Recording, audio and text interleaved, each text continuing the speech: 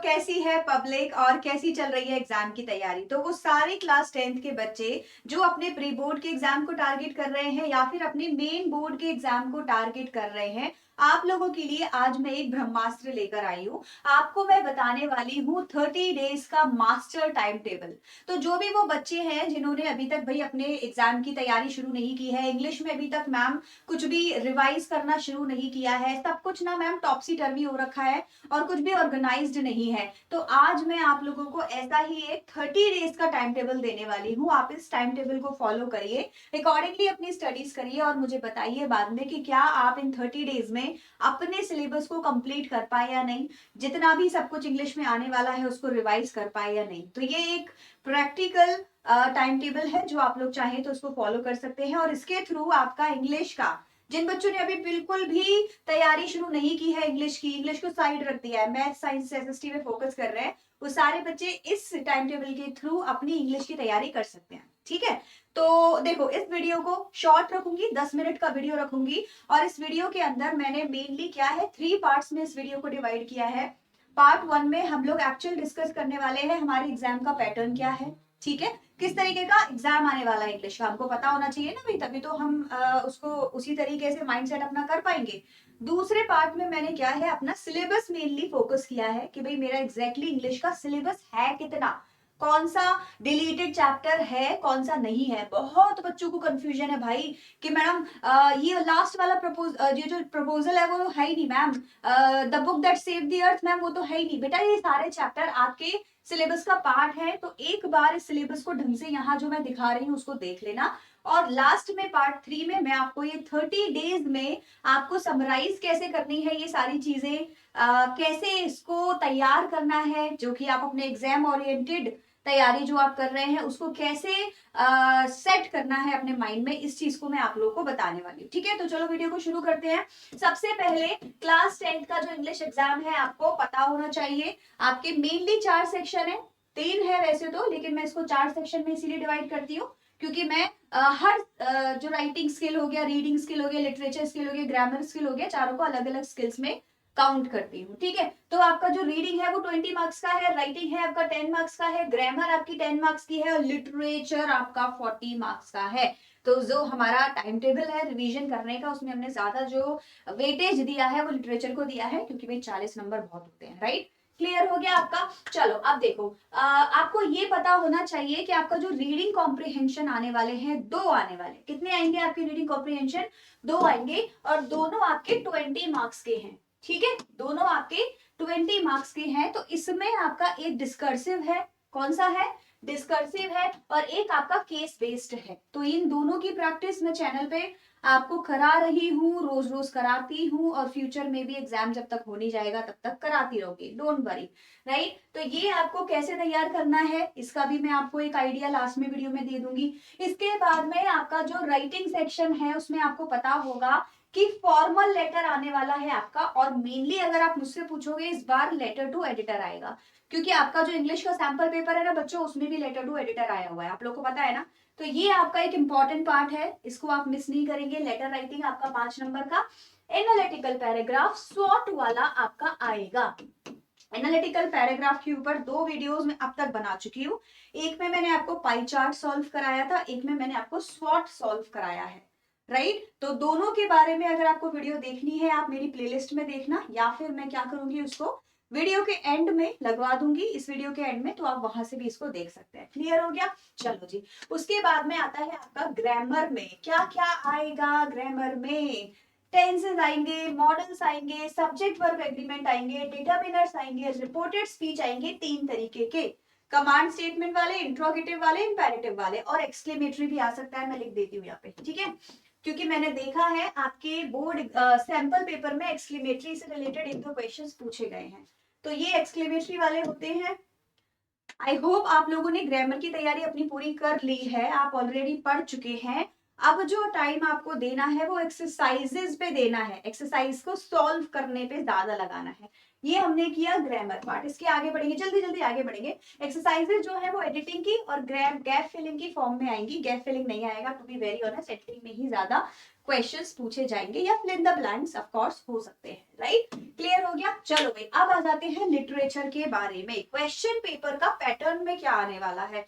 Literature के question paper में आप लोग ध्यान देना, आपको 3 तरीके के क्वेश्चंस आने वाले हैं। ठीक है, ढंग से सुनना, निधि मैम जो बता रही है।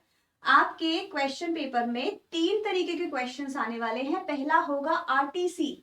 बहुत सारे बच्चों को तो पता ही नहीं है कि आरटीसी होता क्या है। ये होता है रेफरेंस टू कॉन्टेक्स्ट, मतलब कि चैप्टर का एक पैराग्राफ लिया जाएगा। ठीक है, सैंपल पेपर में भी सॉल्व कराया है मैंने। मैं रोज आरटीसी की प्रैक्टिस करा रही हूँ क्योंकि ये 10 नंबर का है। 10 नंबर का है। एक 5 नंबर का प्रोज में से आएगा, एक 5 नंबर का पोइट्री में से आएगा। क्लियर हो गया। तो ये जो 10 नंबर का आपका आरटीसी होने वाला है, ये कैसे आता है, एक चैप्टर के अंदर से पैराग्राफ या पोम के अंदर से एक स्टेंजा आपको दिया जाता है, उससे 5 क्वेश्चंस किए जाते हैं। ये जो 5 क्वेश्चंस हैं, ये मल्टीपल चॉइस भी हो सकते हैं, जहां पे A B C D option होंगे, आपको सॉल्व करना पड़ेगा। या फिर ये ऑब्जेक्टिव टाइप मल्टीपल तो सेम ही हो गया, या फिर ये गैप फिलिंग हो सकते हैं, मतलब कि एक फिल इन द ब्लैंक दिया जाएगा। इसमें कम से कम 4-5 कैटेगरी के क्वेश्चंस है। एनालॉजी वाले क्वेश्चंस है, टोन ऑफ द राइटर या टोन ऑफ द कैरेक्टर वाले क्वेश्चंस है, meaning of the word in given stanza वाले क्वेश्चंस है, वोकैबुलरी से रिलेटेड क्वेश्चंस है, या फिर ऑफ कोर्स चैप्टर के अंदर से क्वेश्चन भी बन सकता है। राइट, तो ये आरटीसी 10 नंबर का है। प्रैक्टिस आपको जरूर करनी है। अपने टाइम टेबल में इसको कैसे सेट करेंगे वो मैं आपको बताऊंगी। जो मैंने 30 डेज का टाइम टेबल बनाया है उसमें प्रॉपर डे दिए हैं आरटीसी सॉल्व करने के लिए। ठीक है, चलो भाई, आप देखो फिर आपका क्या बचा। शॉर्ट क्वेश्चंस बचे जो 3 नंबर के होंगे, और आपके लॉन्ग क्वेश्चंस बचे जो 6 नंबर का होने वाला है। ठीक है, तो आपके शॉर्ट क्वेश्चंस आपको प्रैक्टिस करने हैं फर्स्ट फ्लाइट में से, फुटप्रिंट्स विदाउट फीट में से, पोम के अंदर से, और लॉन्ग क्वेश्चंस प्रैक्टिस करने हैं। एक आएगा फर्स्ट फ्लाइट में से, ठीक है, और दूसरा आएगा फुटप्रिंट्स विदाउट फीट में से। तो 10 कम से कम नहीं तो 10 चैप्टर और 9 पोम इसमें है, और 10 के करीब चैप्टर इसमें भी है। तो ऑलमोस्ट आपको काफी सारा सिलेबस है जो 30 दिन में कवर करना है। कैसे होगा वो भी डिस्कस करेंगे। चलो यहाँ पे मैं आप लोगों को दिखा देती हूँ एक बार, सब लोग स्क्रीनशॉट लेना, मैं स्क्रीन से हट जाती हूँ, कि एग्जैक्टली आपके चैप्टर कौन कौन से हैं। एक बार पढ़ लीजिए सब लोग। फर्स्ट फ्लाइट के 9 चैप्टर्स हैं और पोम आपकी 10 है। पढ़ लिया, होपफुली सबने पढ़ लिया होगा। और ये 9 चैप्टर्स आपके फुटप्रिंट्स विदाउट फीट के हैं। ठीक है, स्क्रीनशॉट लेके रख लीजिए अपने पास में। डोंट गेट कंफ्यूज, ये चैप्टर है इसमें। ठीक है, द हेड ड्राइवर हटा है लेकिन ये है। पोम्स में से भी एनिमल पोम हट गई है। ठीक है, और आई थिंक उससे रिलेटेड एक जो चैप्टर हुआ करता था वो भी हट गया है, लेकिन बाकी सब जो जो मैंने यहाँ दिखाया है वो सब आपके सिलेबस का पार्ट है। अब लास्ट में पार्ट 3 जो वीडियो का है उसमें मैं आपको बताऊंगी कि एग्जैक्टली आप इसको 30 डेज में सॉल्व कैसे करने वाले हैं, 30 डेज में पूरा सिलेबस कैसे कवर करने वाले हैं। एक्साइटेड है सब लोग जानने के लिए? तो अभी मैं आप लोगों को बताती हूँ जो टाइम टेबल मैंने बेटा आप लोगों के लिए 30 डेज का मास्टर प्लान सेट किया है वो मैं आप लोगों को बताने वाली हूँ। इससे पहले मेरी आप लोगों से एक रिक्वेस्ट है, इस वीडियो को अगर आपको ये सच में पसंद आएगा तो प्लीज अपने फ्रेंड्स के साथ में शेयर जरूर करना।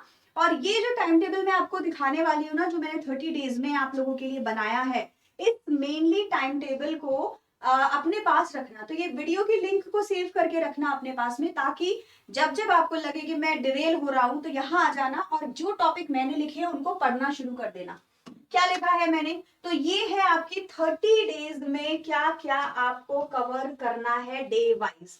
ठीक है, 1 column is equal to 1 day, 1 column is equal to 1 day. इसको आप आगे पीछे कर सकते हैं, इसीलिए मैंने डे 1 डे 2 नहीं लिखा है। क्यों नहीं लिखा है मैंने डे 1 डे 2? देखो आप 1 2 3 4 5 6 7 8 9 10 आपके यहाँ पे आ जाएंगे, और बाकी आपके यहाँ पे आप कवर इनको करते जाएंगे। मैंने यहाँ पे डेज इसीलिए नहीं लिखी है क्योंकि मैं नहीं चाहती कि आप वैसे वैसे सिलेबस को तैयार करें जैसे जैसे मैं बता रही हूँ। आप इसको अपने हिसाब से आगे पीछे कर लीजिए, कोई दिक्कत नहीं है। जिसको लिटरेचर पहले करनी है वो यहाँ से शुरू कर लेगा, जिसको राइटिंग और रीडिंग पहले करनी है वो यहाँ से शुरू कर लेगा, और जिसको ग्रामर पहले करनी है वो यहाँ से शुरू कर लेगा। हर टॉपिक को एक दिन देना है, ठीक है। कैसे करेंगे? फॉर एग्जाम्पल रिपोर्टेड स्पीच, आपको एक दिन में रिपोर्टेड स्पीच के नॉर्मल रूल समझिए, बेसिक रूल समझिए। दूसरे दिन आप उसकी एक्सरसाइज कीजिए। एडिटिंग में आपको एक्सरसाइजेज एंड इनके बेसिक रूल समझना, यूट्यूब पे वीडियोस देखना, लोगों ने क्या क्या आइडियाज दिए हैं, मैंने कैसे कैसे आइडियाज दिए हैं, हिंट दिए हैं, टिप्स दिए हैं, ट्रिक्स दिए हैं एडिटिंग सॉल्व करने के, वो आप लोगों को हेल्प मिलेगी अगर आप 2 दिन कम से कम एडिटिंग में लगाएं, क्योंकि एडिटिंग 4 नंबर की आएगी। तो जहां ज्यादा नंबर है वहां ज्यादा टाइम आप दो, तैयारी अपनी करो। सब्जेक्ट वर्ब एग्रीमेंट की एक्सरसाइज करो एक दिन, दूसरे दिन फिर आप लोग गैप फिलिंग के ऊपर आओ। अच्छा, एक क्वेश्चन था किसी बच्चे का जो मुझसे पूछ रहा था कि मैम ग्रामर को एक ही दिन में सारा खत्म कर दूं क्या? नहीं कर पाओगे। अगर आपने 30 डेज का प्लान बनाया है, कम से कम 7-8 दिन ग्रामर को दो। अगर आपको लगता है रेगुलरली नहीं देना, आगे पीछे कर लो, मैंने इसीलिए डेज नहीं लिखे हैं, ठीक है। 2 दिन लिटरेचर पढ़ो, फिर एक दिन ग्रामर करो, फिर 2 दिन कुछ पढ़ो, फिर कुछ करो, लेकिन पढ़ोगे कैसे वो मैं आपको बताती हूँ। ये वाला जो सेक्शन है ना बहुत इंपॉर्टेंट है बेटा, अभी सुनना मेरी बात को, ठीक है। एक दिन आप गैप फिलिंग में लो, गैप फिलिंग पढ़ो, गैप फिलिंग भी एक्सरसाइजेस करो मेनली, है ना। एक दिन आप टेंसेस को लेके बैठ जाओ और भाई दुनिया जहान के जो भी स्ट्रक्चर्स है, कॉम्बिनेशंस है, सब कुछ एक दिन में ही आप ये सारा कवर कर लो। फिर मॉडल्स के लिए एक दिन, आर्टिकल्स के लिए एक दिन, डिटर्मिनर्स के लिए एक दिन, और इंटीग्रेटेड ग्रामर बोले तो एडिटिंग की और गैप फिलिंग की एक्सरसाइजेज ही इंटीग्रेटेड ग्रामर होती है, जिसमें आपको ओवरऑल अप्रोच पढ़ना है। जिस दिन आपको लगे आपका ग्रामर हो गया है, ये वाली एक्सरसाइजेस सॉल्व करना शुरू कर देना। क्लियर हो गया? अब आते हैं main part of this video, that is about literature. कैसे करेंगे मैम लिटरेचर की रिवीजन? तो आपने क्या करना है, एक दिन लेके बैठनी है अपनी फर्स्ट फ्लाइट की बुक, और इसके सारे चैप्टर्स के कीवर्ड्स आपको अपनी नोटबुक में लिखने हैं, ठीक है। तो आप क्या करेंगे, मेरे ख्याल से हाफ एन आवर से ज्यादा किसी बच्चे को नहीं लगता है जब आप अपनी किसी भी चैप्टर को पढ़ रहे होते हैं, और वो भी आप दोबारा पढ़ रहे हैं। एक बार तो आप स्कूल में, कॉलेज में, आपने स्कूल्स में पढ़ चुके हैं, राइट। तो अभी आप क्या कर रहे हैं, उसको दोबारा पढ़ रहे हैं। तो 20 से 30 मिनट में आपको चैप्टर्स, अपने जो 9 चैप्टर्स मैंने बताए हैं आपको पढ़ने हैं, और हर बार उनके कीवर्ड्स को, जो मेन मेन कीवर्ड्स हैं, उनको अपने नोटबुक में लिखना है। क्या होते हैं ये कीवर्ड्स? अगर आप निधि मैम के स्टूडेंट हैं, मेरी पुरानी वीडियोस देख चुके हैं, तो आपको पता होगा कि आंसर राइटिंग जो बच्चे नहीं कर पाते हैं उनके लिए बहुत ज्यादा जरूरी है कि वो इन कीवर्ड्स पे फोकस करें। इन कीवर्ड्स को नोट डाउन कर ले, लिख ले, अपने माइंड में सेट कर ले, जिससे कि जब भी आंसर लिखने हो इन कीवर्ड्स को यूज किया जाए। मैं आपको टेस्टिमोनियल दिखाऊंगी लास्ट ईयर के बच्चों के क्वेश्चन मार्कशीट्स दिखाऊंगी, जिसमें उनको 100 आउट ऑफ 100 इंग्लिश में मिले हैं। एक नंबर नहीं कटा उनके आंसर राइटिंग में। क्यों नहीं कटा? क्योंकि स्ट्रेटेजी होती है आंसर लिखने की। आपको वहां पे कीवर्ड्स और फ्रेजेस लिखने होते हैं, चैप्टर से मिलता जुलता कीवर्ड जब आंसर में होता है, टीचर आपको नंबर देती है।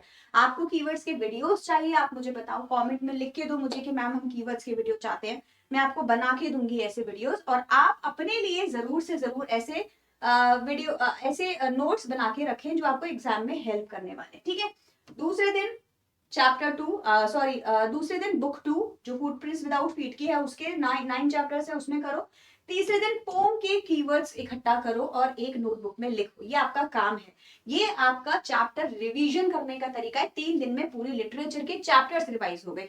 पर ये क्या काफी है? नहीं, ये काफी नहीं है, क्योंकि कीवर्ड्स नहीं पूछे जाएंगे, क्वेश्चंस पूछे जाएंगे। फिर आप टाइम लगाइए पोम की सारी पोइटिक डिवाइसेस को सॉल्व करने में। 10 चैप्टर्स को लेके बैठो, 10 पोम्स को, हर एक में देखो कहाँ कहाँ पोइटिक डिवाइसेस है, अपने नोट्स बनाओ। Notes banana is very very important.